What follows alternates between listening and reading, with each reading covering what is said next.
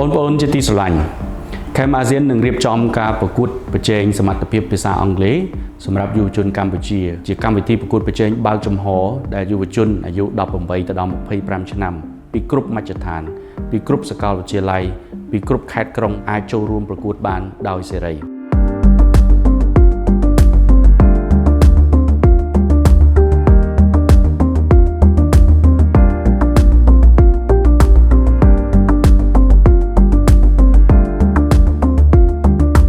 អ្នកឈ្នះការប្រកួតនេះនឹងទទួលបានដំណើរទស្សនកិច្ចទៅកាន់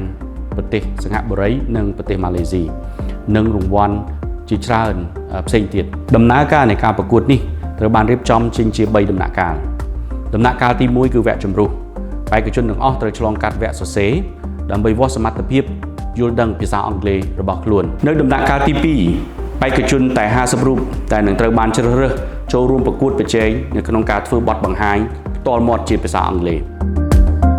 នៅដំណាក់កាលទី3យុវជនតែ10រូបតែប៉ុណ្ណោះនឹងត្រូវចូលរួមទៅដល់ដំណាក់កាលចុងក្រោយនៅក្នុងការប្រកួតនេះគឺការបង្ហាញអំពីសក្តានុពលរបស់កម្ពុជាទៅអន្តរជាតិនៅក្រោមប្រធានបទមួយគឺនាំកម្ពុជាទៅកាន់ពិភពលោកខ្ញុំសូមលើកទឹកចិត្តឲ្យយុវជនទាំងអស់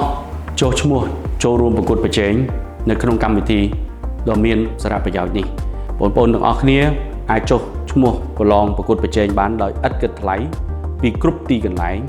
តាមរយៈ link ដែលយើងបានភ្ជាប់មកជាមួយនេះសង្ឃឹមថាជួបបងប្អូនទាំងអស់គ្នានៅក្នុងពេលឆាប់ៗនេះ